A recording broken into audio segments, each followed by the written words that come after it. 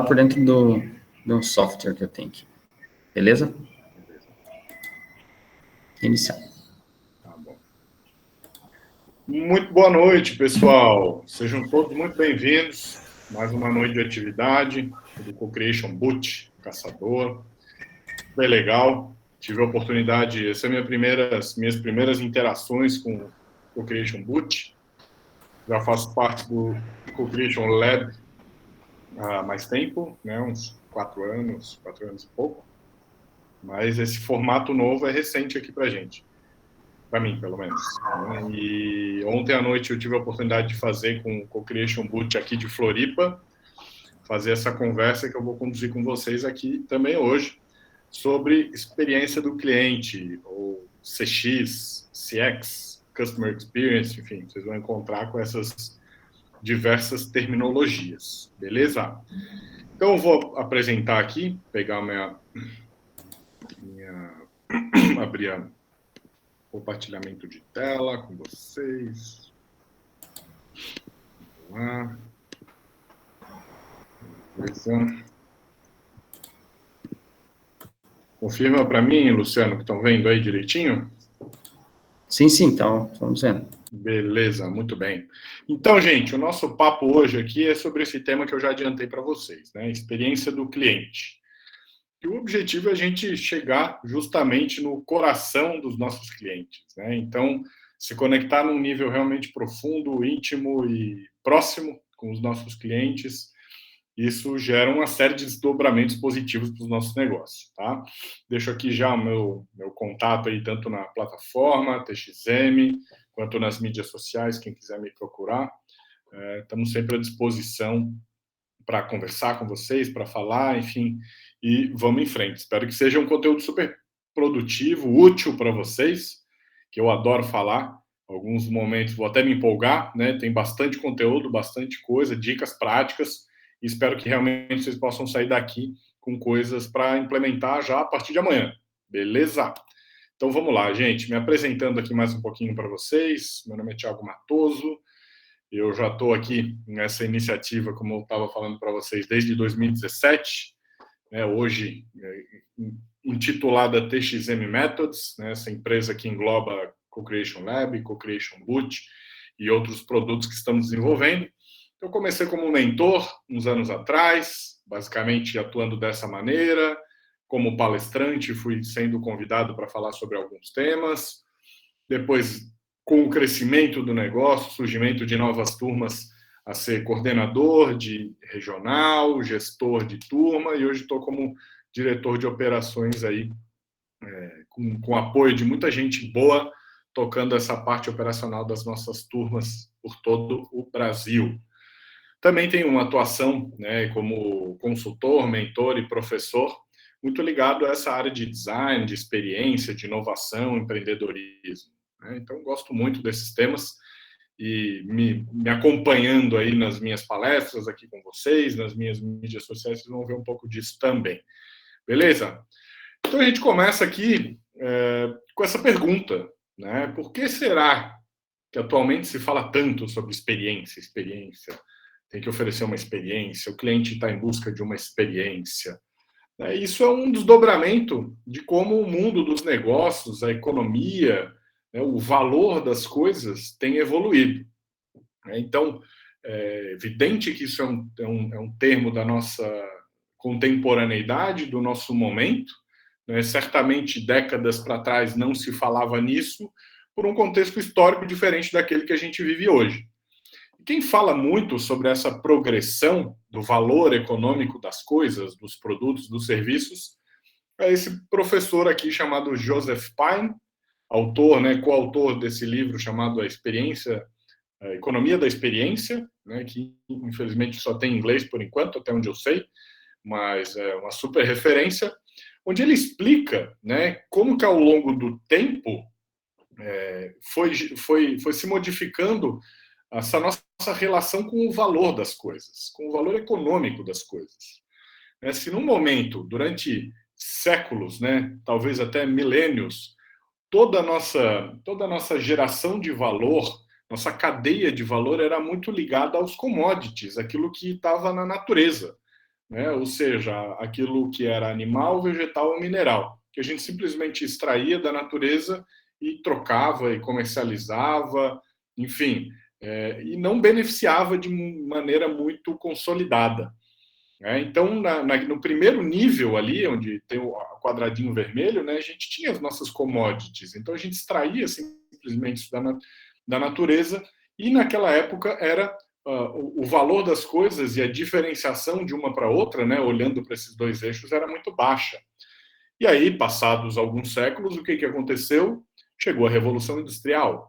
Então, aqueles commodities passaram a ser matéria-prima dos produtos, para fabricar outros produtos. E aí foi adicionado um novo valor, trazendo um valor agregado para aqueles produtos que eram super de base e basicamente se discutia preço, né? Então não tinha outro tipo de valor agregado. Quando você converte isso em produto, fabrica, você traz um novo valor para aquele commodity, tanto que se chamava de beneficiamento. Então você traz novos benefícios para aquele produto. E a partir daí a gente começa toda uma escala de desenvolvimento e de diferenciação já muito mais recente, né? A gente falando do século passado para cá, enquanto que os commodities foram aí por séculos, né? Os produtos, né? Trabalhavam, funcionavam, circulavam nesse formato de commodity de 150, 200 anos para cá, que a gente já viu ganhar essa característica de produto. E aí, mais recentemente ainda, talvez nos últimos 50, 70 anos, o que houve? Um novo salto. Né? Os produtos começaram a se nivelar, qualidade já não se discutia mais, era produto básico, e a gente teve que agregar um novo valor a esses produtos, que foram o quê? Os serviços. Então, entregar serviços associados a esses produtos, gerando mais valor, agregando mais valor e surgindo, então, uma nova forma de diferenciação frente aos nossos concorrentes, às opções disponíveis no mercado. Mas isso também chegou num ponto que não teve mais para onde se diferenciar. E aí a gente chega nesse momento atual, que é de 20 anos para cá, mais ou menos, 20, 25 anos para cá, onde a gente começou a trazer novos componentes para esses serviços e aí sim construir e entregar experiências para os nossos clientes. Então, eles já não querem mais saber de commodity, isso já não é diferencial nenhum, não querem mais só o produto, não querem mais só o serviço, eles estão em busca de uma experiência, algo que traga realmente algo diferente, algo que o mobilize frente a todas as opções disponíveis para um determinado desejo de consumo, uma necessidade de consumo. Ele quer que isso tenha mais valor, que não seja só uma troca monetária. Então, aí eu trago aqui essa referência onde fica bem claro como que a gente percebe a adição de valor, né? A agregação de valor a partir de um produto super simples. Então, quando a gente fala só da mercadoria, do grão do café, o valor de uma xícara de café é muito baixo, porque ele está cru. Então, a pessoa compra aquilo e ela vai ter que processar, ela vai ter que fazer o café, ela vai ter que servir, ela vai ter que... Enfim, uma série de processos. Então, não tem valor agregado. Depois, no segundo estágio, a gente já vê o produto, o grão de café beneficiado, né? Com o exemplo aqui do pilão, onde a gente tem um valor estipulado para uma xícara a partir de um produto que já tem algum beneficiamento. Depois, no terceiro nível, o serviço. Você vai numa cafeteria que vai pegar essa mercadoria, vai beneficiar ela. Além disso, vai ter o serviço de preparar para você, de entregar para você, lavar a xícara, enfim, coisas que são convenientes para você, então mais valor agregado. E, por fim, no último estágio, um Starbucks, que faz todo esse serviço, mas entrega uma atmosfera, entrega toda uma prestação de serviço que vai muito além do simples servir café. Cria uma atmosfera, cria proximidade com as pessoas, trata as pessoas pelo nome, pelo primeiro nome. Então, traz um contexto de experiência que agrega valor e isso está refletido ali no próprio valor monetário financeiro dos seus produtos. E aí, fica aqui uma sugestão para vocês, para acompanharem o TED do professor Joseph Pine, onde ele explica isso um pouco melhor, com mais propriedade do que eu até, né, já que ele é o pai dessa ideia, desse raciocínio. Mas ele fala justamente sobre o que os consumidores querem. E como a gente está aqui nesse processo de aprimoramento dos nossos negócios, isso é fundamental. Né? A gente tem que colocar os nossos clientes no centro das nossas decisões. E para isso a gente precisa entender como eles pensam, como eles se comportam. Então fica uma sugestão aqui. Apesar de antigo, né, vocês estão vendo ali TED 2004, então quer dizer, já tem aí próximo de 20 anos esse tema, mas ele continua super atual. Vocês vão assistir e vão perceber que faz muito sentido, inclusive, para os tempos de hoje. You've got to start with the customer experience and work backwards to the technology. You can't start with the technology and try to figure out where you're going to try to sell it. And I've made this mistake probably more than anybody else in this room. And I've got the scar tissue to prove it. And I know that it's the case. And as we have tried to come up with a strategy and a vision for Apple, it started with what incredible benefits can we give to the customer? Where can we take the customer? Not starting with, let's sit down with the engineers and figure out what awesome technology we have, and then how are we going to market that? And I think that's the right path to take.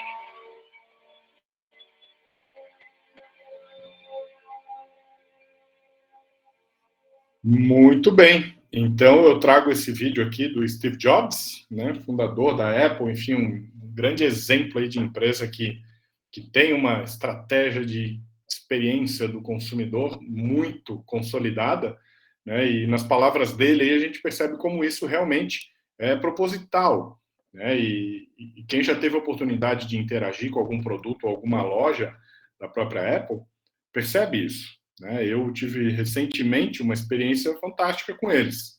Né? Na semana passada, eu levei um iPhone da minha esposa numa loja, pronto, porque tinha dado um problema na tela, não aparecia mais nada.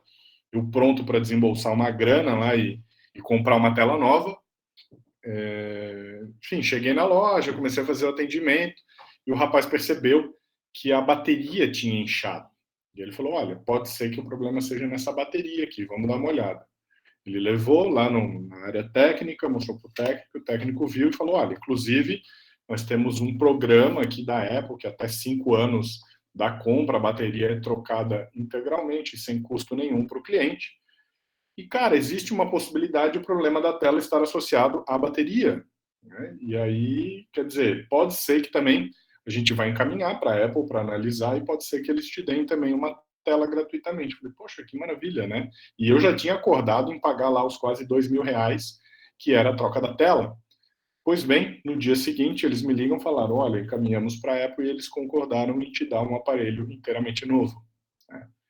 E aí eu trouxe um outro problema para ela. Falei, olha, e agora? Fantástico, né? Adorei, né? Estava pronto para gastar uma grana e vou ganhar de graça. Mas tem um problema. Dentro desse telefone tem coisas super importantes, como fotos dos nossos filhos. Temos 2 filhos pequenos e lá fica esse registro, esse laço emocional, né, super importante. E eles deram um jeito. Né? A menina falou, olha, eu não sei como é que a gente vai fazer, porque é pela tela que a gente dá os comandos para fazer um backup e poder extrair os arquivos e disponibilizar para ti. Eu falei, poxa, sério, não tem como? Ela assim, eu vou tentar uma solução. Tá? E aí, deu meia hora, ela me mandou um WhatsApp dizendo, cara, conseguimos resolver, botamos uma tela provisória, acessamos, estamos fazendo backup de tudo, vamos colocar isso já no aparelho novo, assim que ele chegar, quando você receber vai estar tudo lá dentro já. O que é isso, né, gente? Se não é uma empresa realmente preocupada com o cliente. Né? E por que isso é tão importante? Né? Claro que falar da Apple é chover no molhado, né? Uma das empresas mais valiosas do mundo, tem uma relação com seus clientes quase de amor, né? As pessoas realmente adoram, e, enfim, por uma série de coisas, né? Mas é fundamentalmente por essa relação que a empresa cria com seus clientes, tá? E o que é importante, né? Vamos tentar trazer para o nosso horizonte aqui, um pouco mais próximo, o que é importante a gente começar a considerar e pensar isso realmente como uma estratégia para os nossos negócios. Alguns dados aqui que podem começar a mexer aí provocar vocês. Né? Primeiro, o cliente provavelmente vai contar sua boa experiência, né, com uma marca, com um negócio, para uma média de 9 pessoas. E a gente sabe que o boca a boca ainda funciona muito bem, né, pessoal? Tenho certeza que com alguma frequência as pessoas pedem indicação para vocês reportam uma experiência boa para alguém. Então, é uma super estratégia de captação, atração de novos clientes, super barato, né, que você acaba diluindo alguns dos seus investimentos ao longo da sua experiência para justamente captar novos clientes. E o CAC, né, que é o custo de aquisição de clientes, que é uma métrica super importante no mundo dos negócios, falada até hoje, né, ou seja, quanto que você gasta para conseguir um cliente, quanto menor ele, melhor, né, porque a gente vai investir menos para conseguir um cliente e, óbvio, vamos tentar também aumentar o ticket desse cliente da maior e melhor maneira possível. Além disso, tem um outro ponto, né? Além disso, gente, tem um outro ponto importante também, que é em relação ao quanto eles gastam, né? Então, vejam aqui, clientes que têm uma experiência positiva tendem a gastar aí 140% mais do que os clientes que tiveram uma experiência negativa. Então, é muito comum, né? A pessoa que é bem atendida, super bem atendida, né, que tem uma experiência boa, completa, em todos os sentidos, em todos os pontos de contato, às vezes até por um sentimento de reciprocidade, de gratidão, gastar um pouco mais, né, ou compra na loja, que às vezes você é tão bem servido, atendido, suprido, que na hora do caixa, que tem aquele outro produto ali, você não está precisando de uma meia, de um chaveiro, de um cinto, de alguma coisa, ele acaba vendendo, porque você está num momento de encantamento. Então, a sua liberdade para abrir a carteira está mais flexível, né? Você está mais flexível a isso. Diferentemente, se é uma experiência negativa, né? A chance é de não gastar nada, na verdade. E um terceiro ponto aqui importante é a questão da recomendação, né? Então, não é só falar para as pessoas, mas sim recomendar a empresa. E os consumidores que passam por uma ótima experiência possivelmente vão ter uma probabilidade 5 vezes maior de recomendar a sua empresa. Quando alguém perguntar se alguém tem uma recomendação, uma indicação para tal serviço, tal produto, essa pessoa vai lembrar, porque aquela boa experiência vai também resgatar isso na sua memória, e como eu falei, até por uma questão de reciprocidade. Vai falar, cara, isso aqui é muito legal. Hoje em dia as pessoas fazem muito post, às vezes também, gente, olha, tive um problema muito sério, a empresa foi super bacana, me ajudou a resolver, foi assim, assim, assado. Por altruísmo, por reciprocidade, por gratidão, por, enfim, autoridade, qualquer coisa que mova a pessoa, mas isso acontece, né? E fatalmente na experiência negativa não, né? Então, aqui alguns dos argumentos. E aí, falando em indicação, em recomendação, queria deixar para vocês mais uma sugestão aqui para vocês acompanharem esse sujeito, chamado Rodrigo Noll, um jovem muito fera, possivelmente o maior especialista em marketing de indicação do Brasil, né? Ele diz que, cara, as pessoas já indicam naturalmente, né? E se você criar um programa que estimule eles a indicar, isso pode ser estruturado e transformado numa super estratégia de aquisição de novos clientes, tá? Mas é muito importante conhecer alguns dos conteúdos deles para fazer direitinho, tá? Porque o marketing de indicação não é simplesmente aquela, me manda aqui um contato dos teus amigos que eu vou te dar um brinde ou um desconto em alguma coisa, né? Aí começa a manchar o processo. Então, existem um mecanismo que você precisa entender como é que funciona para o seu segmento, para o seu perfil de cliente, que tipo de brinde, de recompensa ele vai se sentir estimulado a falar para outras pessoas, como que você vai fazer que isso não seja só um interesse de ganhar aquela recompensa, mas sim realmente só um estímulo, algo que ele já faria, né? Essa indicação, essa recomendação que ele já faria. Então é super legal, recomendo que vocês sigam ele aí, tem uns conteúdos bem legais de marketing em geral, mas nesse tema de marketing de indicação ele é muito bom. E aí mais uma notícia legal aqui que eu trouxe ano passado, né, quando eu trouxe isso para essa apresentação, foi tipo uma semana antes de eu fazer uma das apresentações sobre esse tema, né? Que naquele dia eu tinha lido aqui no blog da Uma Firma, que é de um parceiro nosso aqui, uma agência de marketing digital de um parceiro nosso, o Robson Fogaça, onde ele escreveu um texto justamente falando que o algoritmo do Google tinha mudado, porque além dos aspectos que ele já analisava para entregar o resultado das buscas do Google, né, como as palavras-chave, enfim, toda a autoridade dos sites associados àqueles termos, ele também estava fazendo uma análise da experiência do usuário nos sites, para considerar isso e entregar, dentro daquele resultado de busca, aqueles que entregam a melhor experiência de uso de um site, de um blog, de uma plataforma digital qualquer. Então, se o Google está prestando atenção nisso, né, e a Apple já faz isso há muito tempo, acho que é um tema importante para a gente ficar atento mesmo. E aí o que a gente precisa, então, né, as marcas dos negócios, é desses insights, ficar atento a como que funciona todo o nosso ciclo com o nosso cliente, desde quando ele conhece a nossa marca, passa a entender o que a gente oferece, analisa as nossas opções para decidir se vira nosso cliente ou não, a parte de uso, de entrega, pós-venda, fidelização, advogado de marca, enfim, dá para ter insights e ideias em toda essa jornada. Mas a gente precisa parar, analisar, entender o que ele faz, quais são os seus objetivos, os pontos de contato do nosso negócio em cada um desses momentos, em cada uma dessas jornadas. E, claro, usar um pouco de tecnologia sempre ajuda, mesmo para empresas onde a tecnologia não é central, né? Não é uma plataforma, um aplicativo ou qualquer coisa tecnológica. Mas a tecnologia pode ser uma grande ferramenta para uma série de processos dentro da nossa jornada. Por quê? Porque, apesar dos negócios online ou offline, tanto faz, o protagonismo do consumidor está no meio digital. Ele está conectado com outras pessoas, ele se liga muito rapidamente a uma quantidade muito grande de pessoas, ele está com muito mais voz, né? A gente vê aí como uma experiência ruim que o cliente reporte aí online, isso pode viajar sem limites e numa velocidade muito rápida. Então a gente precisa entender esse consumidor 4.0. Did you hear that? That's the balance of power changing. We are your neighbors, your brothers and sisters, co-workers, kids, your grandmothers. We're the driver sitting at the red light next to you, the other passengers on the plane. And now we have the power. It used to be Madison Avenue, census data, focus groups, secret shoppers.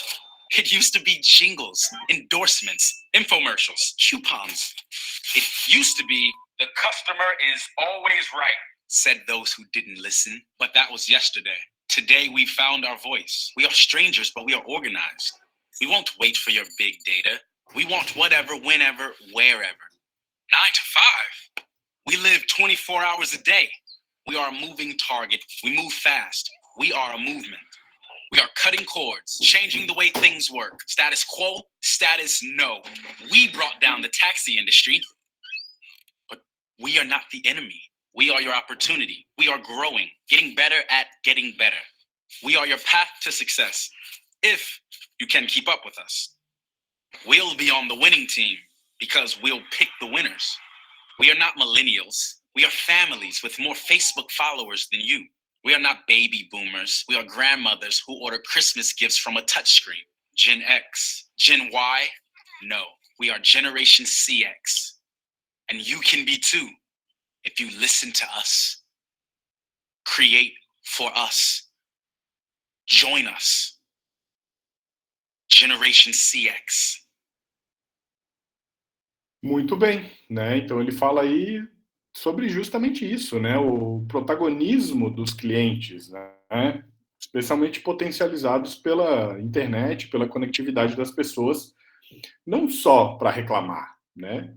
Mas para se articular, para o crowdsourcing, para o crowdfunding, para se ajudar, para somar, para um informar o outro, e assim a circulação da informação ser cada vez mais rápida, mais transparente, e as empresas também que estão atentas ao que o consumidor está falando, está reproduzindo, vão entender melhor esse comportamento e saber lidar muito bem com esse consumidor 4.0, que não tem mais aquela jornada plena, né?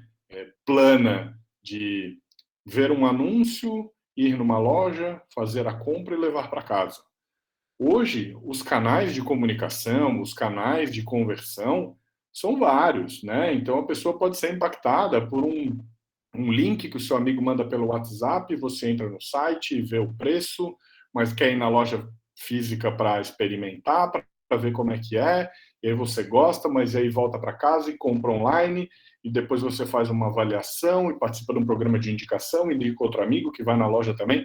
Então, essa jornada está muito diversa, né? E a gente precisa entender qual é o caminho que o nosso cliente prefere fazer, o que ele acha mais conveniente, o que faz sentido. Ou então aquele que a gente convida ele para justamente entregar uma experiência diferente. Algo que realmente é nosso competidor não esteja fazendo, um espaço que o nosso concorrente não esteja preenchendo, ou esteja preenchendo de uma maneira inadequada ou inapropriada. Então é isso, esses gaps que a gente tem espaço para inovação, para criar uma experiência melhor. Por exemplo, alguém aqui volta a consumir um serviço que deixou insatisfeito? Claro que em alguns segmentos, como telefonia, né? Não sei quem aqui lembra desse vídeo do Fábio Porchat, um dos primeiros dele lá na turma do Porta dos Fundos, onde ele fazia uma sátira com um saque, né, da empresa de telefonia, que tinha os Blue Man Groups como garotos propaganda, né? Esse é um setor com pouca concorrência, né? Tem 4, 5 empresas aí que a gente fica refém de todas elas, e elas têm basicamente a mesma qualidade, o mesmo serviço. Mas em muitos outros casos, a gente tem uma oferta de opções muito grandes. E aí faz sentido a gente não escolher, né? O nosso poder de consumidor é justamente esse. Se a gente não quer incentivar um determinado negócio, por qualquer motivo que seja por um atendimento ruim, seja por uma política da empresa que você discorde, seja por algum tipo de ação ou decisão que aquela empresa tenha tomado, o melhor poder do consumidor é não comprar, né? E ainda assim conversar com as pessoas sobre isso, se articular para isso. E qual é o dado que impressiona? Que 88% dos consumidores não voltam depois de uma experiência negativa. Então, por isso que é super importante a gente entender onde que estão as fricções do nosso ciclo aí de interação com os nossos clientes. Como é caro, né? A gente sabe como é difícil conquistar um novo cliente. E se a gente peca em algum aspecto, a probabilidade de ele não voltar é muito grande. E aí a gente vai ter que fazer um trabalho maior de ampliar o nosso resultado, aumentar a nossa fatia de mercado e buscar mais clientes. Então, por isso que é muito bom a gente investir na experiência, porque a gente retém eles e eles chamam outros. E assim, o nosso próprio CAC vai diminuindo e o nosso lifetime value, o tempo que o seu cliente fica na sua base, também aumenta. Então, você diminui o que você gasta para conquistar ele e ele aumenta o valor que ele deixa na sua empresa. Então, é uma jornada super positiva. Então, essa experiência que a gente entrega para o nosso cliente tem tudo a ver com o sucesso ou insucesso do nosso negócio. Né? Hoje em dia, é isso que os clientes estão procurando, é isso que eles estão querendo. Não é só uma relação transacional de monetária, de troca de produto por dinheiro. Né? Isso aí já aconteceu, já passou. Hoje as pessoas estão muito mais preocupadas em criar outro tipo de relação com as marcas e com os negócios. Evidente que tem algumas empresas que isso vai ser mais aflorado ou menos, mas todo mundo, na medida que tem opção, que tem ofertas em profusão, e muitos segmentos têm, ele passa a considerar isso, porque ele quer viver algo melhor do que só aquela transação financeira. E é lógico que isso também vai refletir diretamente na reputação, em como as pessoas veem o seu negócio. A imagem que as pessoas têm do seu negócio. Se é uma marca legal, confiável, ou se é picareta, golpista, dá um migué às pessoas. Então, a gente também precisa gerar essa experiência positiva para construir uma reputação. A gente sabe como é difícil, né? Se a gente trouxer para a nossa escala aqui pessoal, a gente sabe como é difícil construir reputação. É super difícil, são anos trabalhando, investindo, estudando, se relacionando com as pessoas, mostrando o resultado, e que de uma hora para outra isso pode até desmoronar, dependendo do que a gente faz. A mesma coisa vale para as empresas, né? Então a gente tem que tomar muito cuidado. Tem alguns casos bem conhecidos, né, de como um movimento daquela empresa gerou toda uma repercussão e que afetou demais a reputação da empresa. Se é uma empresa listada na Bolsa de Valores, isso se reflete diretamente e quase que instantaneamente no valor da ação, né? E aí os investidores ficam preocupados, tiram seu dinheiro e aquilo tudo vira uma bola de neve terrível, né? E a gente quer, na verdade, fazer o movimento inverso e gerando cada vez mais impacto e mais valor para os nossos negócios. E aí, antes de avançar no tema aqui, eu queria só trazer clareza sobre sobre esses 3 teminhas, né, esses 3 termos: Customer Service, Customer Success e Customer Experience. Né? A gente está falando hoje aqui do tema aqui em vermelho, grifado, mas às vezes acontece um pouco de distinção, de dúvida entre esses termos. O Customer Service, né, o serviço ao cliente, nada mais é do que um aconselhamento proativo. Para quê? Para que ele tome boas decisões de compra e de uso, entendendo que às vezes o cliente é leigo no assunto, não domina, não sabe, não conhece. Então é um tipo de aconselhamento de um atendente experiente.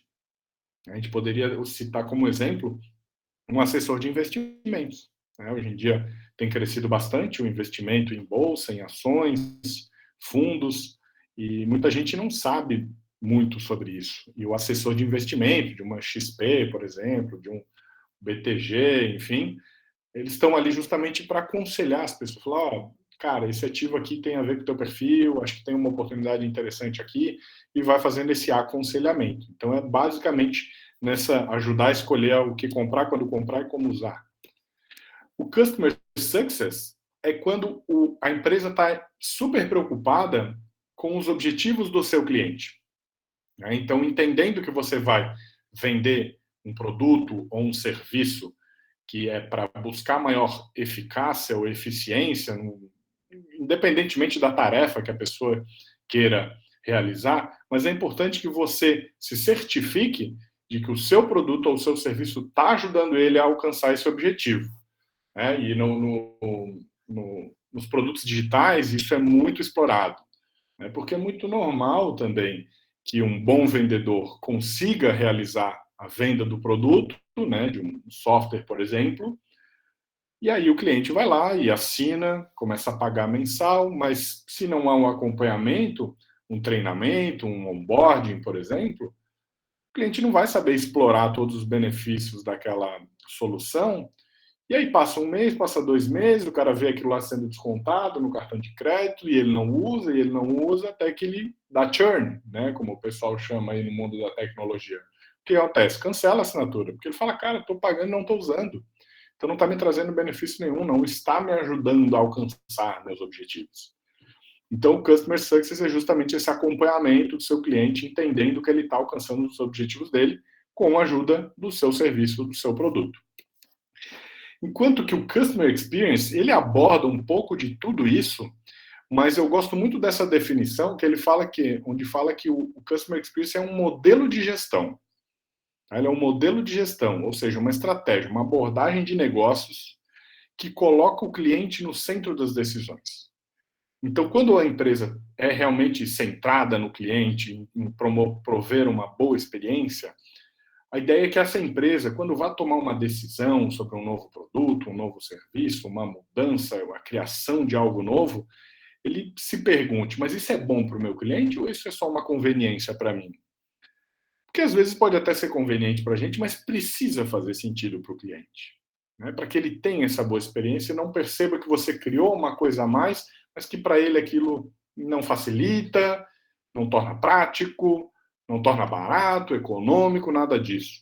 O cliente percebe isso. E aí, claro, esse modelo de gestão ele também considera toda uma jornada de interações do cliente com o negócio. E essa jornada toda não é só no ponto de venda, não é só no momento da conversão, né, da venda em si. Ele considera desde os primeiros contatos que ele tem com a sua marca, com o seu negócio, até o final, as estratégias de pós-venda, de fidelização e de como você vai manter esse cliente dentro da sua base. E aí eu aproveito aqui para deixar para vocês, então, uma outra sugestão de conteúdo, né, que é super legal, e eu botei aqui atenção, porque um ponto bem legal desse podcast aqui, né, o podcast é chamado De Cliente para Cliente, de uma startup aqui de Floripa chamada Harmo. Muito legal o conteúdo deles, tá? E esse é o episódio 15, com a Muniz Tonoli, e super fera em CX, onde ela explica um pouquinho da diferença, né, falando que Customer Experience não é o mesmo que atendimento. Né? Atendimento é uma parte desse processo. Você entender isso de uma forma muito mais ampla. Então fica a dica aqui para vocês, quem gosta de usar aí o Spotify, eu escuto no Spotify esse podcast, que é muito bom, tá? Que fala de cliente para cliente, conteúdo fácil, legal, convidados muito feras de Outback, Decathlon, Droga Raia, enfim, gente de peso aí que está falando sobre o tema com muita propriedade. Então fica como complemento aqui, conteúdo para vocês ouvirem no carro, enfim. Eu gosto muito de ouvir no carro, acho bem... As rádios não andam muito boas por aqui, pelo menos, e aí ouço esse conteúdo e vou aprendendo enquanto estou no trânsito. Muito legal. E aí esse ciclo completo do nosso cliente, né, gente, como eu estava falando, ele é pós-compra pré-compra e pós-compra, como está aqui. Né? Tem uma série de atividades, interações, jornadas do nosso cliente antes mesmo da compra, né? Todas essas etapas aqui em azul, o engajamento, né, o brand awareness, de ele conhecer a nossa marca, né, uma fase de educação, de mostrar que você conhece o problema que ele vive, que você é empático a isso e que a sua solução entende e aborda esse problema que ele vive, entender como que ele pesquisa, né, as soluções, investiga as soluções possíveis, o que ele considera para fazer essa avaliação, né, de satisfação das suas necessidades, atendimento dos requisitos que ele considera importante para aquilo que ele está procurando, enfim, até argumentos de justificar por que o seu é melhor, por que ele deve, enfim, escolher pelo seu, negociações, né, até chegar à fase da compra mesmo, né, do purchase ali, para que depois a gente também acompanhe ele pós-venda. Né? Antigamente era muito obrigado e tchau, vendeu até sei lá quando, né, e não existia como muitas ferramentas e estratégias para a gente se conectar e manter esse cliente vivo, fazer estratégias de retenção, de upsell, né, vender produtos mais robustos, mais interessantes, com valor agregado ainda maior, cruzar ele, né, fazer cross-sell com outras marcas, com outros produtos, e quem sabe até fazer com que ele passe por todo esse ciclo, todas essas jornadas, ao ponto de ele virar um advogado de marca nossa. Né? Como eu fiz aqui falando da Apple para vocês, que eu realmente tenho uma grande admiração por essa empresa, não só por tudo que a gente vê e ouve, mas por coisas que eu vivi mesmo, assim, e já li a respeito de livros, enfim, falando sobre como a empresa pensa as suas estratégias em relação ao seu cliente. E aí, dentro desse ciclo, a gente pode ter tanto pontos de contato offline, né? E aí, aqui dentro dessas opções, eu sempre gosto de destacar muito a loja física e as embalagens, porque eu entendo que a loja física não vai morrer, né? Tem gente tem alguns profetas aí apocalípticos do varejo de rua, e eu acho que ele não vai morrer, né? Porém, ele precisa se reinventar, né? Hoje em dia, com a facilidade de compra pela internet, as lojas físicas elas precisam justificar a ida do cliente até a loja, né? O fato de ele pegar o seu carro, pegar uma condução, um ônibus, um Uber, o que seja, ir até uma loja para viver uma coisa diferente do que seria comprar pela internet. Tem muita empresa que não faz muita questão disso, mas a loja física é um ambiente que você controla.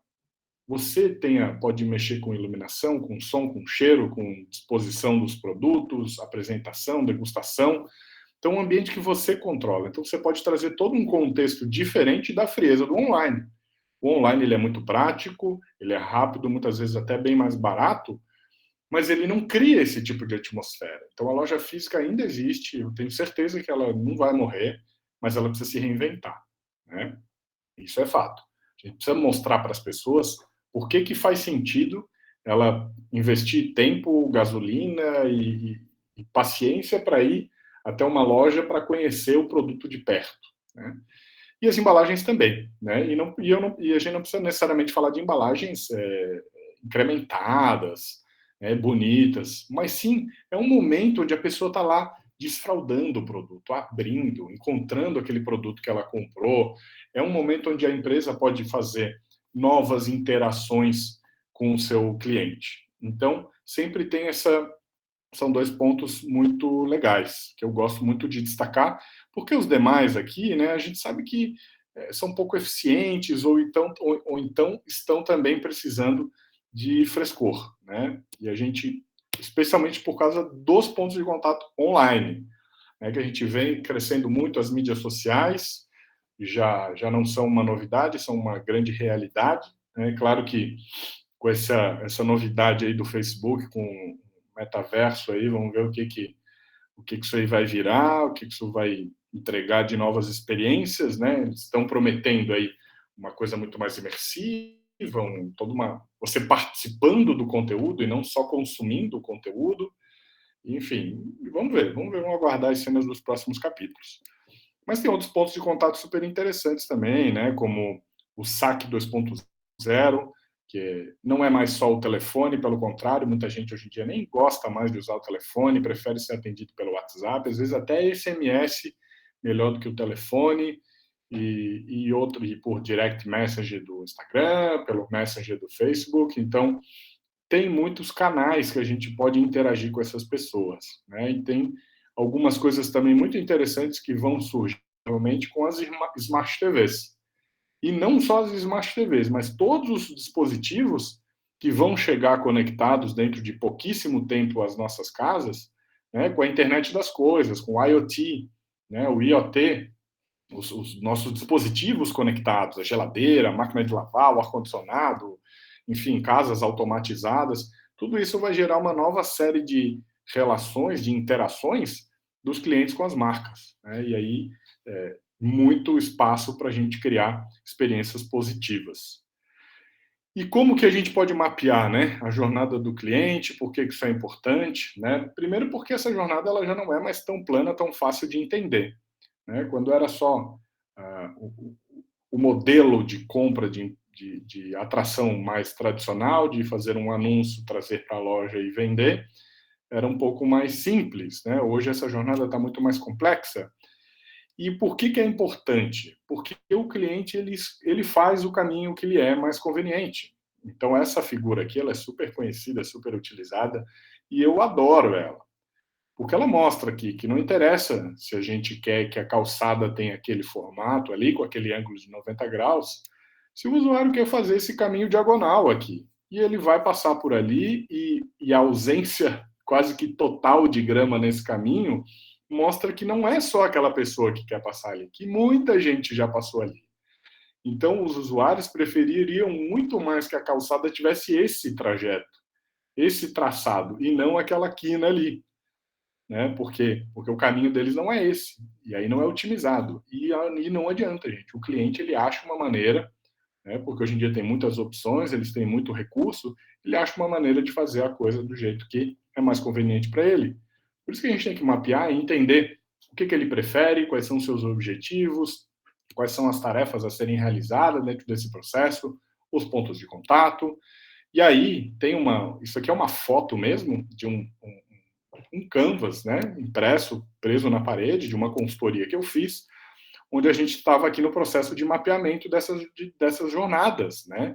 Então, com vários estágios dentro dessas jornadas, a descoberta, como que ele nos descobre, consideração, quais são os atributos que ele se preocupa para considerar a nossa solução, a nossa empresa como uma solução para os seus problemas, para a sua necessidade, quais são os aspectos importantes, né, que ele percebe, que ele leva em conta na decisão.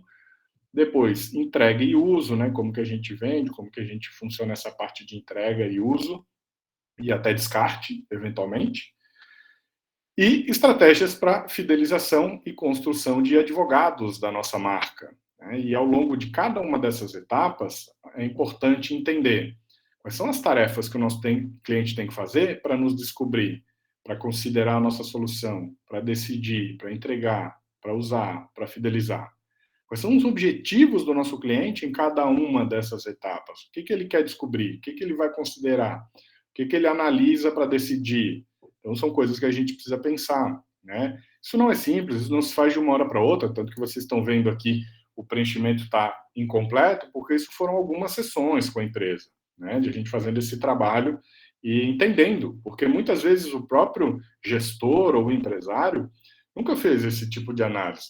Foi construir com base na sua experiência, prática do dia a dia, né, algo muito empírico ali do seu dia a dia, e nunca parou para olhar de fora assim e ver cada um desses momentos.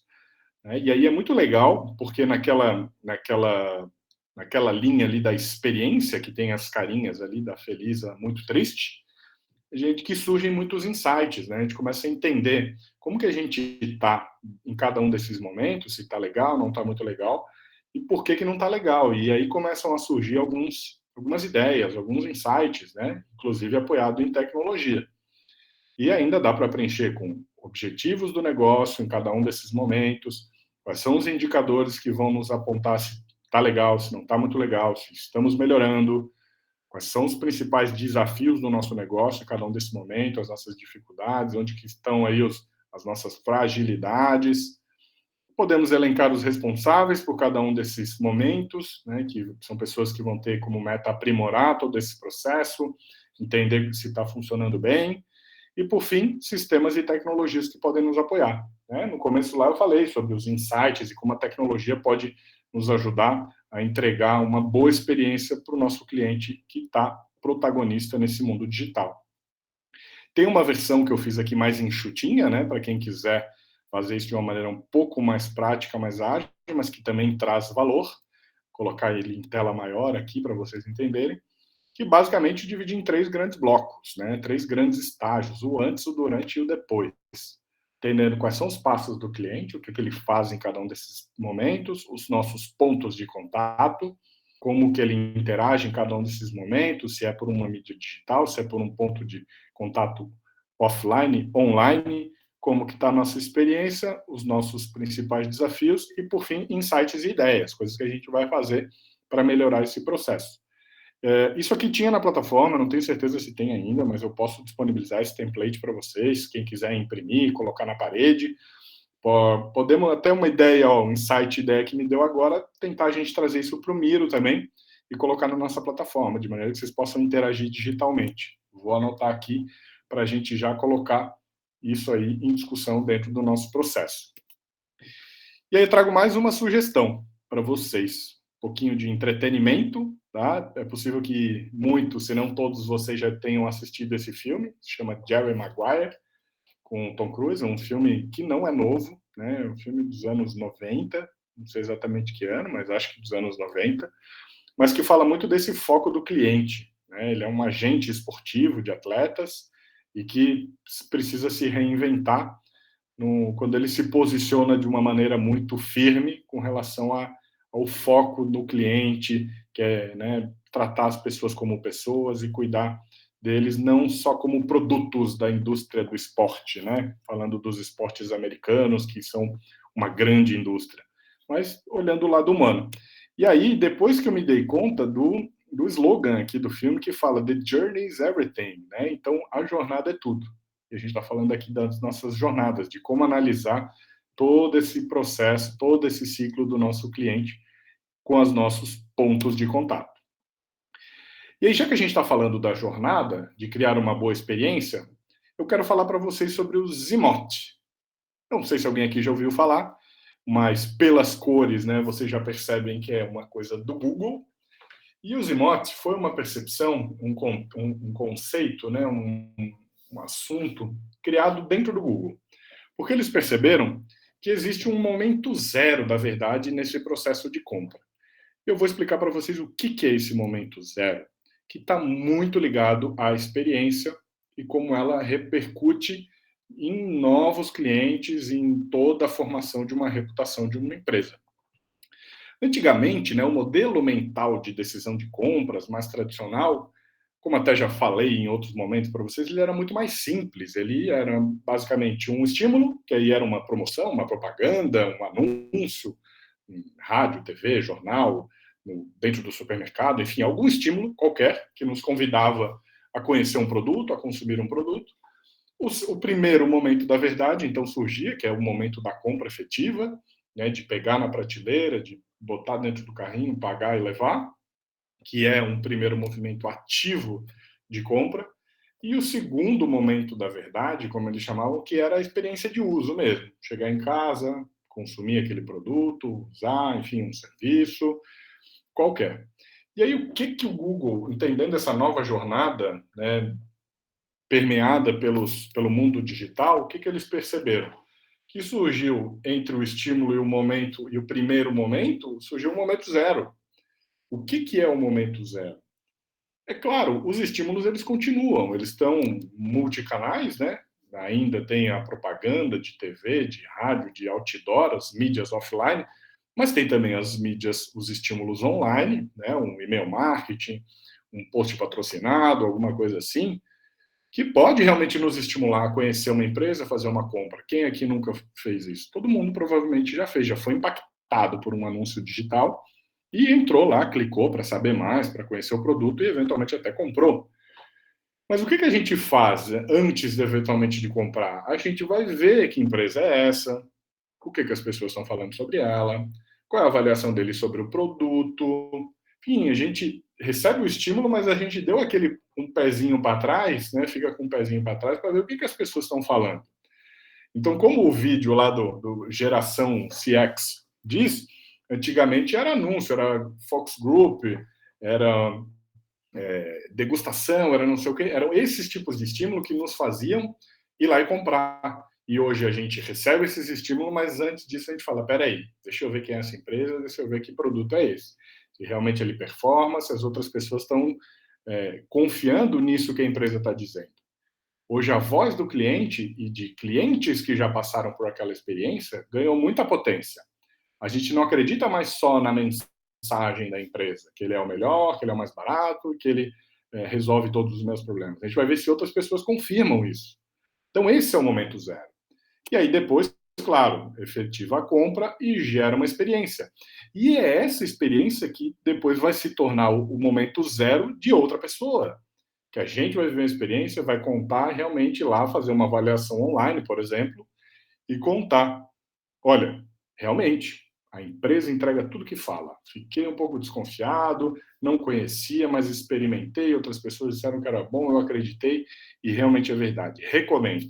Então, esse é um novo ciclo. E isso é reflexo de uma experiência dos clientes anteriores boas e de como vai se consolidando a reputação de um negócio, de uma marca. Então, é preciso a gente ouvir atentamente o nosso cliente. Né, gente? Não simplesmente ouvir, não só perguntar, e aí, deu tudo certo? Foi tudo bem? Gostou? Como uma pergunta retórica. A gente tem que ouvir atentamente, e se o cliente fizer uma crítica, receber, prestar atenção, analisar. Às vezes o cliente está errado, sim. Às vezes ele não entendeu direito, sim. Mas é preciso a gente estar sempre atento, não só perguntando, esperando o elogio e querer realmente aprender com os nossos clientes para entregar a melhor experiência possível. E olha só, fazendo uma pausa aqui dentro desse contexto, dessa sequência, para contar um caso curioso de como uma boa experiência com um produto, até onde ela pode chegar. Né? Olha esse caso que curioso, tá? Me permitam ler aqui o slide. Eu não gosto muito de fazer isso, mas vamos lá. No dia 28 de junho, eu estava no acostamento da estrada pedindo por assistência, quando um motorista distraído me acertou a 88 km por hora. Eu fui encaminhada para o pronto-socorro da ambulância e lá fiquei por 8 horas. O meu rímel estava escorrendo pelo meu rosto de tanto que eu chorei e todos os outros produtos foram removidos no caminho até o hospital. Mas não o meu delineador. Estou compartilhando uma foto para mostrar para vocês. Este produto é durável, permanece incrível, não importa a situação. Nunca mais vou comprar outro delineador, escreveu a jovem. Pessoal, claro que possivelmente as mulheres vão entender um pouco mais desse assunto, mas olha que curioso, gente. A mulher tinha vivido uma experiência ali, imagina, ser atropelado a 88 quilômetros por hora.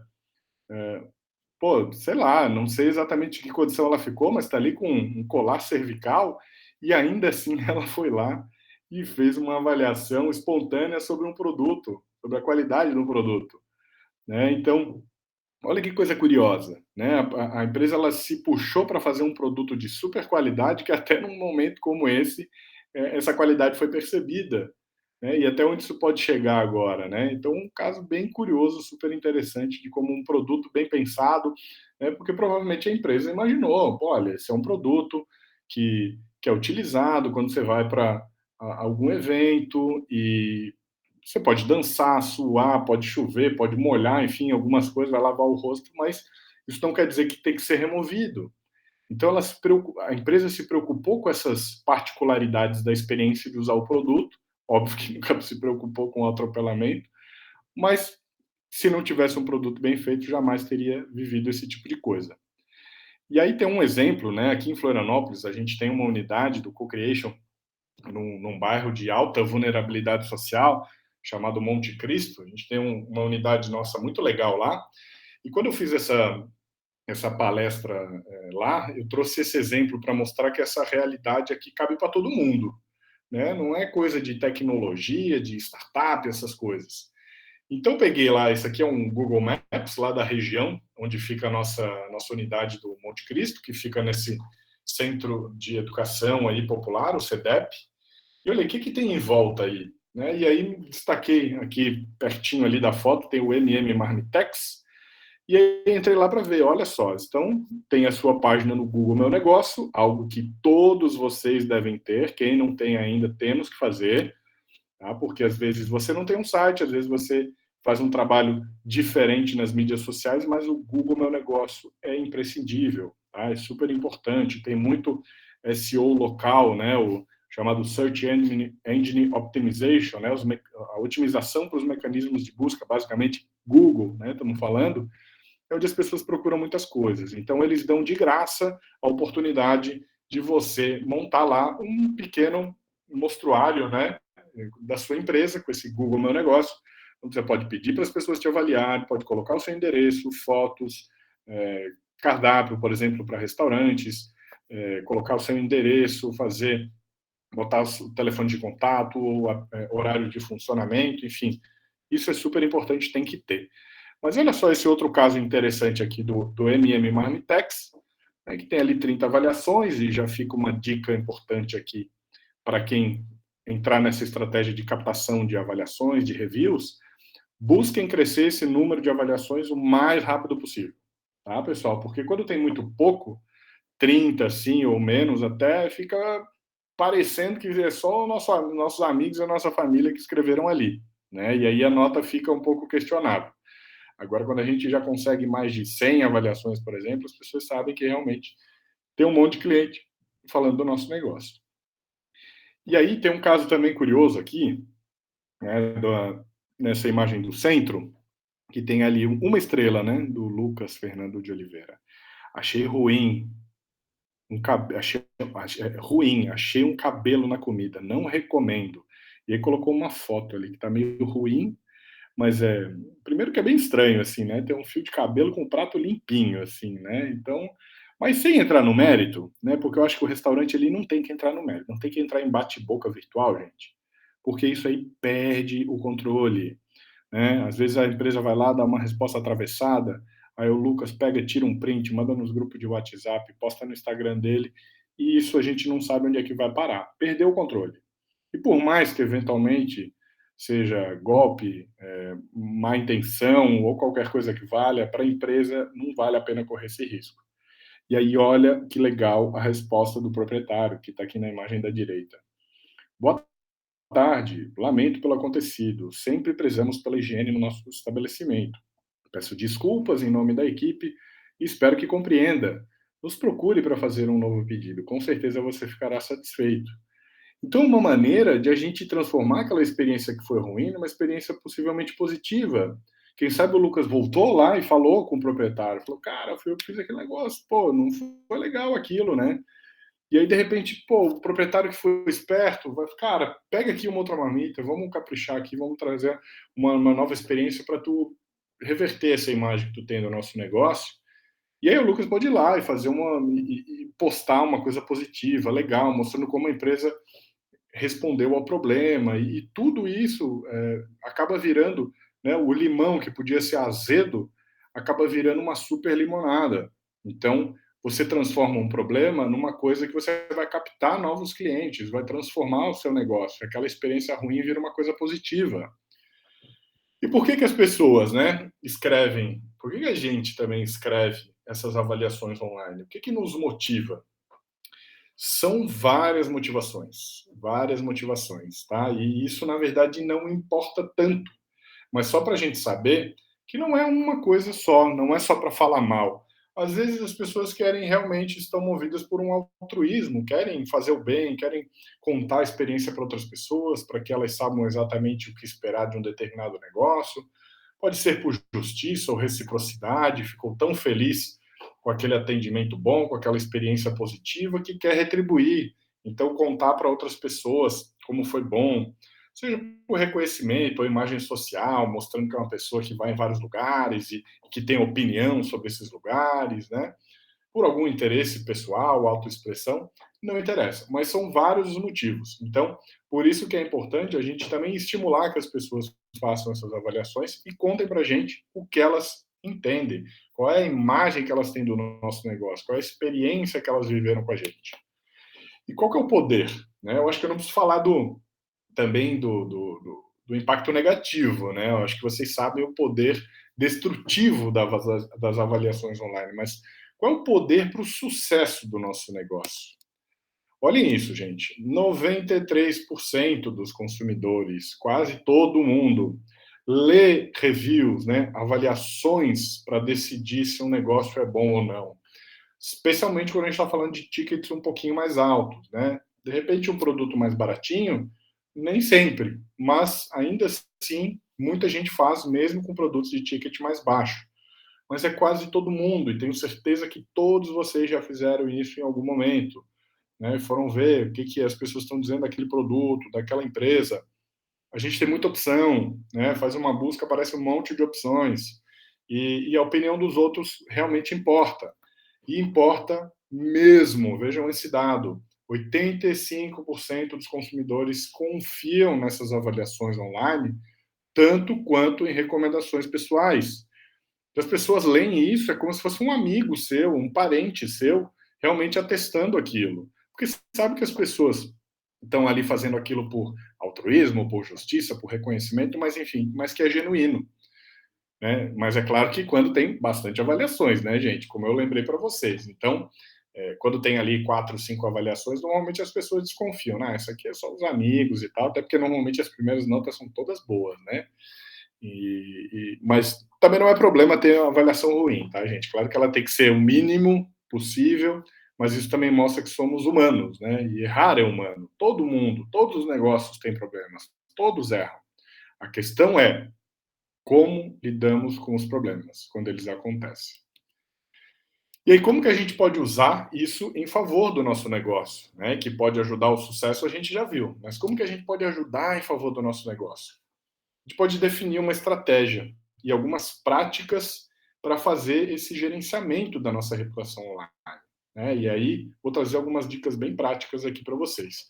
O primeiro deles, criar perfil, né, ou perfis nos principais sites de reputação, de avaliação online do seu segmento.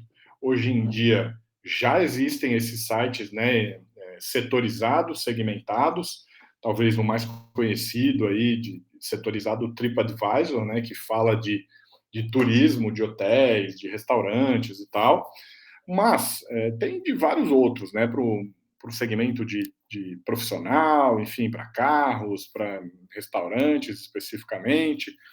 Mas o principal, o que eu recomendaria, né, é que todos tenham a página no Google Meu Negócio. Né? Isso aí acho que é o mínimo que a gente tem que ter. Tá? Então esqueçam os demais, não se preocupem, a menos que algum negócio seja muito ligado ao turismo, né? Daí o TripAdvisor é importante, gente, tá?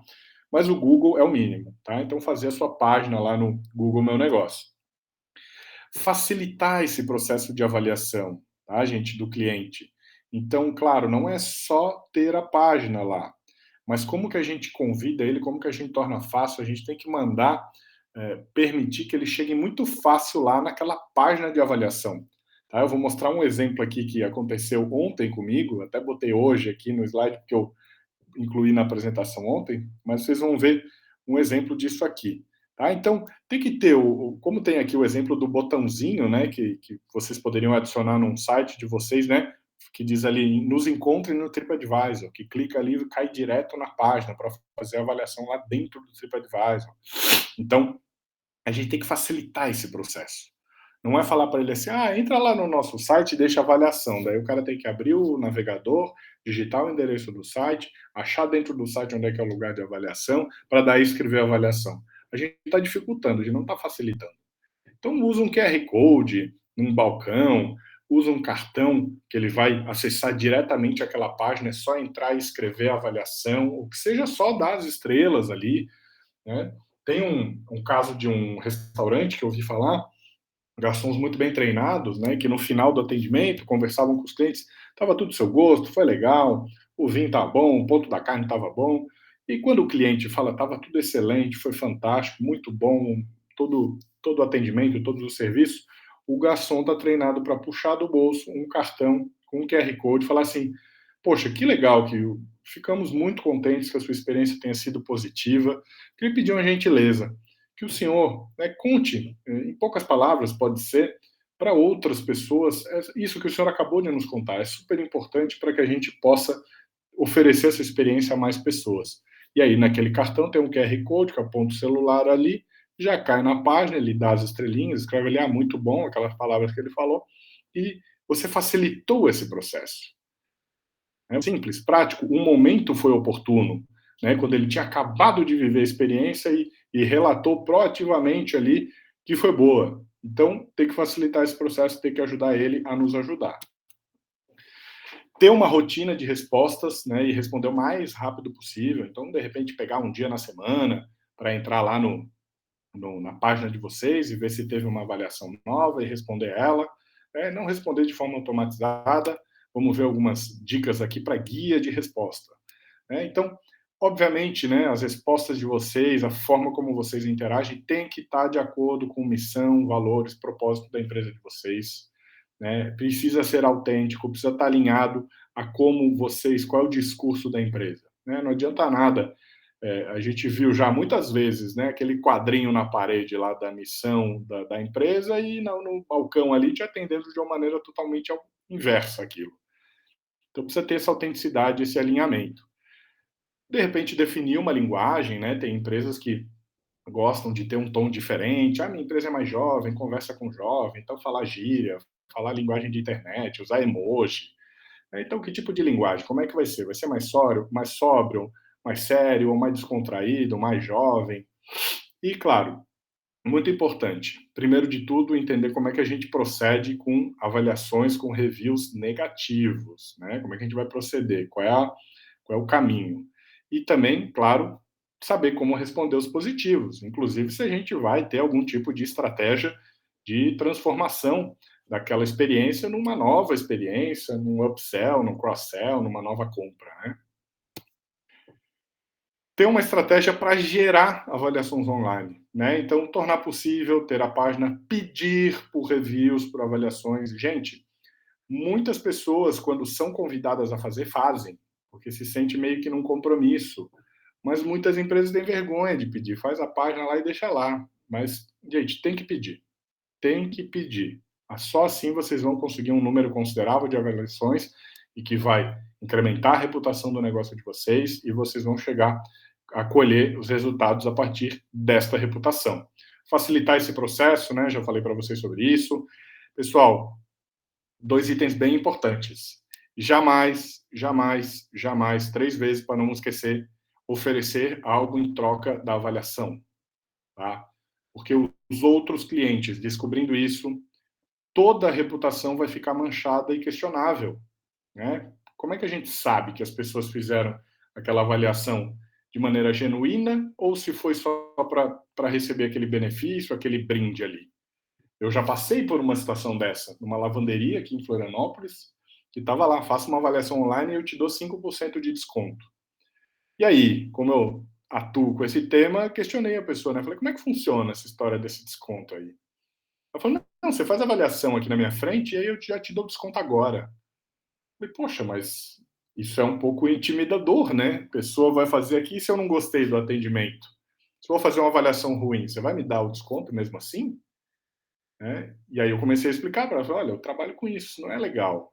Né? Papapá, expliquei para ela, dei ali uma consultoria grátis ali, mas esse é o ponto, né, gente? Isso aí torna aquela opinião muito questionável, né? Se as pessoas, será que não estão fazendo isso pelo prêmio ou realmente estão querendo ajudar os demais a partir da sua experiência? E outro ponto também super importante, sempre responder os reviews, sempre responder as avaliações, tá, pessoal? Porque se o cliente, perdeu, né, teve a disposição de entrar lá, escrever sobre o nosso negócio, seja positivo ou negativo, né? Ambos, respondam sempre, tá? E não no modo automático, obrigado, obrigado, obrigado, obrigado, Ctrl+C, Ctrl+V, tá? Criem algumas respostas, podem criar uns padrões de resposta, mas personalizem, né? Mostre que eles estão conversando com uma pessoa, tá? E aí, dentro desse processo, a gente também pode extrair muita informação útil para o nosso negócio. Muitas, tá, pessoal? Tais como, qual que é o sentimento geral das avaliações? Então, lógico, as estrelinhas lá, aquelas de 0 a 5, a gente já tem uma média. Mas dentro da parte escrita das avaliações, o que as pessoas mais relatam de positivo, de negativo? Né? E ao longo do tempo, a nossa nota melhorou, piorou? O que aconteceu?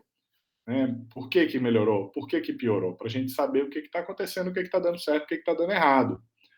Qual é a frequência, o volume de avaliações? Será que teve um pico em algum momento? O que será? Será que a gente fez uma promoção? A gente teve mais vendas? O nosso pessoal pediu por avaliações com mais intensidade naquela época? As situações de problema foram solucionados? Né? Aquilo que o cliente falou lá, questionou, mencionou, eventualmente algum problema recorrente, a gente resolveu? Foi solucionado? Teve alguma avaliação depois que falou isso de novo? Então, tudo isso são informações muito úteis para a gente melhorar a nossa experiência, melhorar o nosso negócio. Né? O tempo de resposta, será que a gente está demorando, está sendo rápido? Como é que está essa questão? E, por último aqui, mas muito importante, identificar quais os termos que mais aparecem, tanto os positivos quanto os negativos. Para quê? Para saber onde é que estão as nossas fortalezas, onde que está o nosso potencial, nosso lugar de potência. Então, coisas que a gente pode explorar até em campanhas de marketing, interação, para chamar a atenção de novos clientes, e os fracos, obviamente, para a gente melhorar. Né? Então, onde é que estão os nossos pontos de melhoria?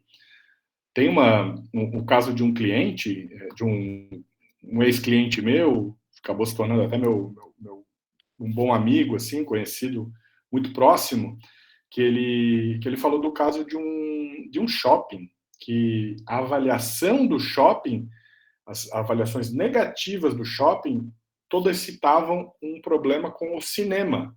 Então, vejam, não era o shopping em si que tinha um problema, era um serviço que tinha lá dentro, terceirizado de um cinema, e aí, sei lá, a pessoa falava que a pipoca era fria, que o cinema era sujo, sei lá, mas o fato é que a reputação do shopping estava sendo arranhada pelo cinema, desculpa.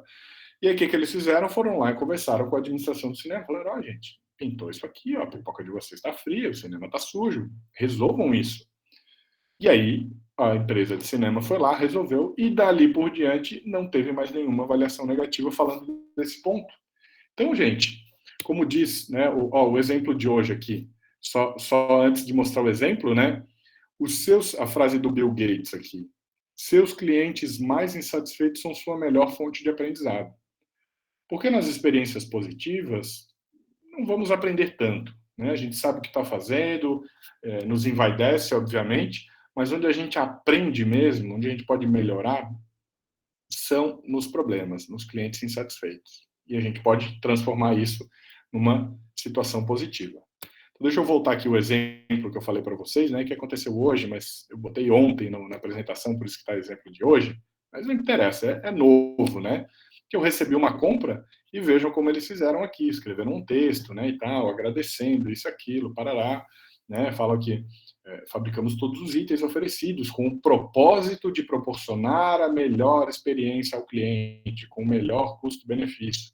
Então, as empresas estão entendendo essa terminologia e sabem que o cliente também valoriza, né? E aí, depois, o que eles fizeram? Pediram uma avaliação através do site do Mercado Livre. Claro, não foi prático, como eu falei para vocês. Né? Ele me manda entrar lá no site do Mercado Livre, ir em compras, ver compras, opinar sobre o produto.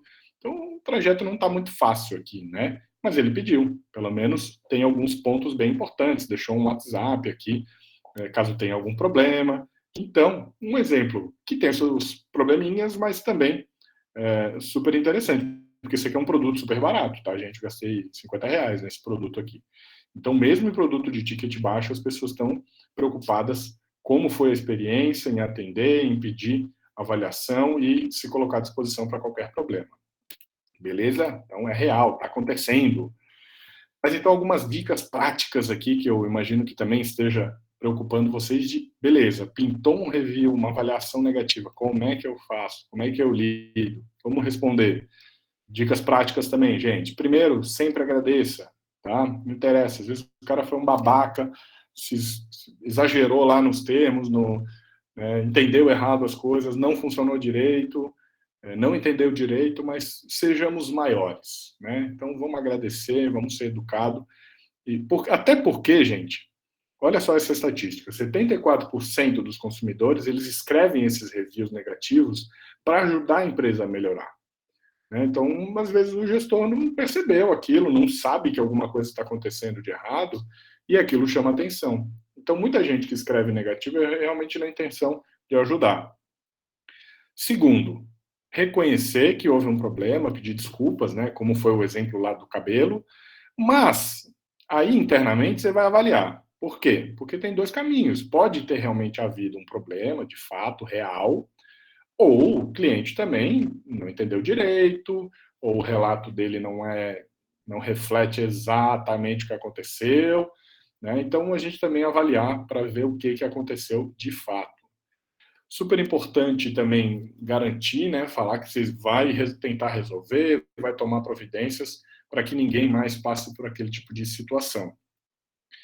Na medida do possível, sempre direcionar para o offline, tá, gente? Pedir para mandar um e-mail, e aí vocês tentar pegar um telefone desse cliente para conversar com ele em outra esfera, porque se começa a bater boca, enfim, essas coisas no online, falei para vocês, perde controle e a gente não sabe que tipo de dano pode acontecer. Né? Já teve histórias aí terríveis de má condução da empresa que gerou um impacto super negativo, né? Nunca leve para o lado pessoal, né? Eu sei que muitos dos nossos negócios, dos negócios de vocês são como filhos, né? Que vocês se dedicam de corpo e alma e amam de paixão, mas nunca é pessoal, nunca é para vocês a crítica, é para o negócio, é para o serviço, é para o produto. E como eu falei, muitos clientes estão querendo ajudar a gente a melhorar, tá? Então, não leve para o pessoal, né? Às vezes a gente tem que engolir um sapo ali, uma coisa, uma crítica dura, né? Engolir seco, mas é importante a gente ter a maturidade e altivez e usar isso a nosso favor. No caso das avaliações online, tá, gente? Quando vocês vão realmente reportar ali, pedir desculpas, dar um retorno para o cliente, nunca escrevam o nome da empresa, tá? Nunca escrevam o nome da empresa. E isso foi super legal daquele exemplo lá do cabelo no prato. Por quê? Porque o Google funciona muito com a indexação de termos, de nomes. Então, se o nome do negócio de vocês é a padaria Pão Quentinho e vocês vão responder lá um review negativo dizendo: nós da padaria Pão Quentinho sentimos muito que tinha um cabelo no seu pão. Gente, a hora que o Google for fazer uma busca, alguém procurar lá por Pão Quentinho, ele vai considerar esse termo de vocês e pode aparecer no resultado de busca essa avaliação ruim. Então, quer dizer, o Google sempre usa esses termos nas buscas. Então, nunca coloquem o nome da empresa no review negativo. Beleza? E olha que legal, né? Por que é importante também a gente sempre estar preocupado em responder? né, e dar um retorno para o cliente, porque praticamente metade dos consumidores, eles são favoráveis aí nesses estabelecimentos que respondem publicamente os reviews negativos, né, que pedem desculpa, que garantem providências, enfim, que levam adiante essas dicas que eu trouxe para vocês. Porque a gente sabe que erros, problemas, todo mundo tem. Sempre acontece. Não pode ser todo dia, né, gente? Não pode ser todo dia com muita frequência, com muitos reviews negativos. Mas se a gente for olhar algum negócio que só tem avaliação positiva, às vezes a gente até desconfia, fala assim, meu Deus, mas como assim? Não teve nada, nunca aconteceu nada. Um pouco estranho, né?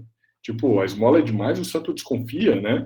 Então, é normal que tenha uma ou outra avaliação ruim, mas o mais importante, como a empresa lida com esse problema, como ela lida, porque a gente sabe que os problemas acontecem, mas como a empresa lida com essas situações. Tá? E aí, olha só que bacana também, não tem nada que faça o cliente confiar mais numa empresa do que ela se mostrar disposta a resolver esse problema, de forma realmente transparente, genuína, querendo ajudar, querendo contornar aquela situação.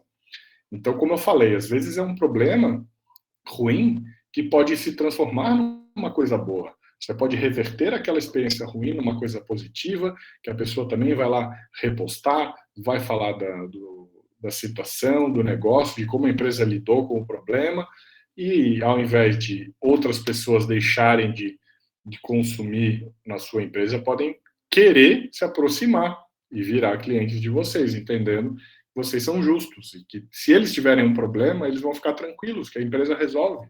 A empresa está a fim de resolver. Né? Então, porque problemas acontecem, todo mundo sabe disso. Então, olha esse exemplo aqui, que curioso, né, gente? Um review do iFood, né, onde a cliente foi lá e escreveu: a comida não é ruim, porém eu pedi a opção fraca de pimenta e veio muito apimentado. E o nachos é super sem graça. Eu esperava coisa melhor. Né? Um restaurante mexicano aqui. A cliente foi um pouco dura, né, nas críticas, mas está ali, né, no papel dela de avaliadora. Como foi a resposta do restaurante? Cara Beatriz, se você nunca comeu comida mexicana, não entende nada de pimenta, pois na culinária mexicana até a pimenta fraca é forte. E se você acha que os nossos nachos são sem graça, sugiro que você vá até o México e compre por lá.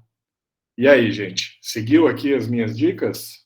Totalmente, né? Totalmente. O que vocês acham? Vocês comprariam desse restaurante? Não bastasse o que a cliente falou, que já não era uma coisa muito legal, o restaurante ainda lidou pessimamente, né, gente, com essa opinião. E aí eu trago aqui uma sugestão minha de como o restaurante poderia ter respondido. Vamos lá. Olá, Beatriz, tudo bem? Agradecendo, né? Como eu falei, sempre agradeça. Muito obrigado por deixar a sua avaliação aqui no iFood, pois só assim podemos melhorar cada dia mais os nossos produtos e serviços. Então, agradece e ainda fala que ele está ajudando, né, a gente a melhorar. Lamentamos muito que a sua experiência não tenha sido agradável. Concordamos que a culinária mexicana pode ser apimentada demais para o paladar brasileiro e ficaremos mais atentos a essa questão. Quanto ao nacho que você pediu, o que você acha que poderia melhorar? Isso aqui eu acho bem legal, gente. Porque a cliente deu uma estocada lá, né? Falou mal. O nacho é super sem graça. E aí a empresa vai lá e chama a cliente para participar da melhoria, né? Você acha que é sem graça? Você se sente especialista? Me ajuda a melhorar. Né? Me ajuda a melhorar. Já que você entende muito desse prato, me ajuda a melhorar. Né? Então, convida. Quando você tiver um tempinho, por favor, envie a sua resposta aqui para esse e-mail. Esperamos ter uma nova oportunidade para conquistar a sua preferência. Até lá. Então, o que isso poderia virar? Né, gente? Aí a Beatriz vai lá e manda uma receita, fala, olha, eu faço aqui em casa, eu faço assim, assim, assado. Daí vai que realmente a cliente é super especialista, faz o caseiro dela lá, tem um segredinho bacana, a empresa implementa lá, bota é o nachos da Beatriz, e aí aquilo que era uma crítica super dura pode virar uma alegria para cliente e ela divulgar e falar de mais pessoas. Então, não adianta entrar na porrada. O bom é tentar chamar o cliente para o nosso lado, trazer ele, né, para o crowdsourcing, né? Ajudar ele, trazer ele para contribuir, para somar, para trazer a visão dele e construir junto a solução de melhoria.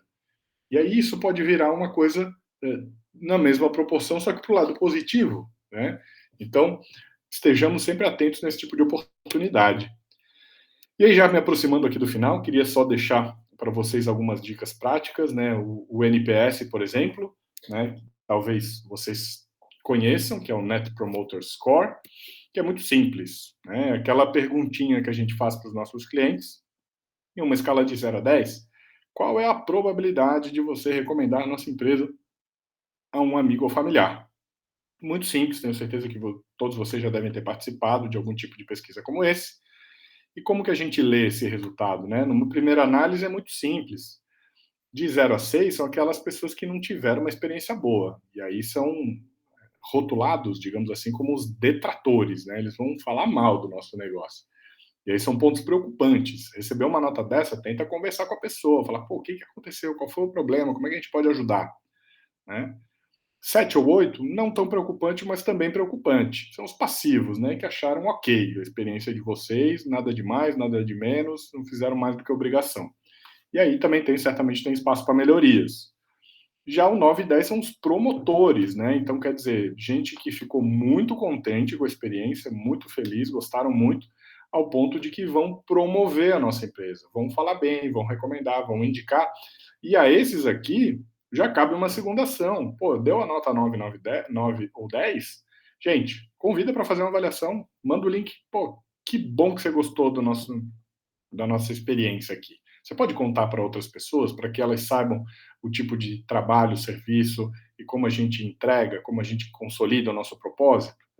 E aí, a chance dessa pessoa fazer é muito grande. E aí vai aumentando a reputação online de vocês, vai melhorando os emotes, né? E todo um ciclo sendo alimentado. Essa é uma ação super simples, né? E quando bem feita, pode dar bastante resultado, gente. E aí, mais uma sugestão aqui de conteúdo, né? O blog e o podcast da Harmon, que eu já falei para vocês lá daquele episódio mais atrás, mas especialmente o podcast eu tenho consumido muito. O blog deles já usei muito, já aprendi muito do que eu sei de experiência do cliente, reputação online, eu aprendi com essa gente aqui, eles são muito feras. E fica a dica de conteúdo. Outra dica de livro, muito bom, Carmine Gallo, A Experiência Apple. Tá? Esse livro custa R$ 2,50, o e-book, na Amazon, então, assim, super baratinho, tá? E o que eu gosto desse livro, gente? O que eu gostei muito desse livro? Porque ele fala das lojas da Apple. Não fala da tecnologia, do smartphone, não é esse o foco. O foco é a experiência em loja. Como que eles são recebidos, quais são as estratégias de contratação dos vendedores, como que é a abordagem, como que é a remuneração, como que funciona todo o treinamento e a experiência que eles entregam em loja física, varejo, como possivelmente muitos de vocês aqui. Então, muitas coisas aplicáveis, gente, muitas coisas aplicáveis, que a gente pode olhar para uma gigante, uma super empresa das mais valiosas do mundo e realmente extrair exemplos inspiradores até para a gente imitar, beleza? Por que eles chegam nesse nível? Porque o propósito das lojas da Apple é enriquecer vidas. Então, eles não... Né, um ponto que me chamou muita atenção, e eu falei ontem também lá na palestra, e que isso também surpreendeu muita gente, é que eles não têm, por exemplo, os vendedores deles não têm salário variável, né, meta de venda, essas coisas. Porque eles não querem uma pessoa preocupada em vender mais só para ter um salário maior e vender, entubar qualquer produto caro para um cliente que vai comprar aquilo, vai ver que não precisava, vai ficar brabo, não vai gostar, de repente vai encostar aquele produto, não vai usar e vai criar toda uma imagem, uma experiência ruim. Então eles querem, na verdade, que venda o produto ideal. Inclusive, gente, indicando às vezes o concorrente, falando, cara, o nosso produto não serve para ti, vai no outro lá que ele vai ser melhor. E isso tudo vai gerando nas pessoas essa autenticidade, essa transparência, essa vontade de enriquecer a vida das pessoas de maneira genuína, fortalece a imagem, fortalece toda essa reputação. E aí, é tão interessante falar de experiência Apple que eu trouxe um outro detalhe aqui para vocês que eu não sei se vocês sabiam. Mas existe um baita de um mercado paralelo de embalagens da Apple, gente. Essas caixinhas que vocês estão vendo aqui, não é o produto sendo vendido, é só as embalagens.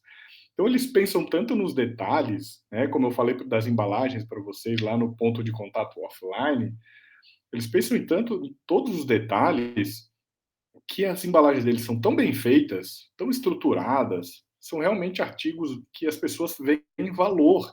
Tanto que existe um mercado, eu entrei aqui no eBay, né, que é uma plataforma de compra e venda, tipo um Mercado Livre, que tem mais nos Estados Unidos, aqui a gente usa pouco. E olha só, gente, eu coloquei lá embalagens de iPhone, né, e olha só, 58 mil resultados da minha busca, gente comprando e vendendo embalagens da Apple. Qual é outra empresa que vocês conhecem que as embalagens são vendidas, gente? Que tem valor, que as pessoas comercializam? Hoje em dia, honestamente, de cabeça eu não me lembro de nenhuma outra. Tem algumas que as pessoas guardam porque pode servir uma caixinha para algum objeto de decoração, mas que tem um mercado paralelo é incrível, né? É incrível isso. E por quê? Né? Isso aqui também é bem emblemático, assim, né? Qual é o CEO, o presidente de empresa, que quando morre a gente vê uma comoção como aconteceu com o falecimento do Steve Jobs, né? Isso aqui é uma fachada de uma loja da Apple em Tóquio, se eu não me engano, né? Até porque tem os ideogramas japoneses ali no buquê de flores. Então é incrível, né? Como a relação que as pessoas têm com esse negócio. E aí eu trago aqui uma citação do livro ali que eu indiquei para vocês, onde o Carmine Gallo fala, né? Uma grande lição que todos podemos aprender com o sucesso da Apple. Parar de tentar descobrir uma forma de vender algo para alguém e, na verdade, descobrir como que você quer que os seus consumidores se sintam. Então, se conectar num nível mais profundo, realmente, trazendo benefícios, enriquecendo a vida das pessoas. Porque CX, a experiência do cliente é sobre pessoas. Negócios são pessoas, clientes são pessoas. Mesmo os negócios B2B, né, de business to business, negócios que vendem para negócios, é uma relação de pessoas para pessoas. Então, no fim do dia, gente, a percepção é de uma pessoa, não de uma máquina. E a gente quer viver experiências uau, experiências inesquecíveis. Só assim a gente vai gerar boa reputação, vai fazer com que as pessoas contem para as outras a experiência que viveram e como o boca a boca nos leva longe. Muito obrigado, pessoal. Desculpa se eu me alonguei um pouco aí, é um tema que eu adoro e essa palestra eu vou descobrindo coisas novas, coisas que eu acho interessante e vai encorpando, quando eu vejo 1h30 aí, um pouquinho mais de 1h30 falando aqui para vocês, com entusiasmo, praticamente sem dar um gole de água e muito contente. Espero que tenha somado, que vocês tenham aprendido e eu fico à disposição de vocês para qualquer conversa, pergunta que vocês queiram fazer agora. Enfim, estou à disposição. Quem quiser aí abrir o microfone, perguntar, quiser mandar no chat, ou em outro momento também, estou lá no chat da plataforma, quem quiser, fiquem à vontade. Também pedi para quem puder abrir a câmera, né, para a gente fazer um registro aqui. Tinha bastante pessoas aqui, acabaram, nos últimos minutos aqui que se encerrou, acabaram saindo, mas foi uma participação bem legal, assim, a gente teve em torno de 12 pessoas. Várias equipes aqui de caçador também. Muito bom, fico feliz. Gente, comigo é o seguinte, se tem uma pessoa, tem 50, entrega igual, gente, né? A experiência tem que ser a mesma, não interessa. Tem que estar aqui, tá com vontade de aprender, quer trocar ideia, para mim tá valendo igual. Espero que tenha ajudado muito vocês aí. Enfim, se não tivermos perguntas, manifestações, podemos ir encerrando aí, Luciano, e qualquer dúvida, qualquer coisa que surja ao longo dos próximos dias, também estou à disposição para ajudar vocês. Beleza? Beleza, obrigado, Thiago. Obrigado, pessoal. Valeu, gente. Valeu. Boa noite. Boa noite. Obrigado, Thiago. Valeu, grande.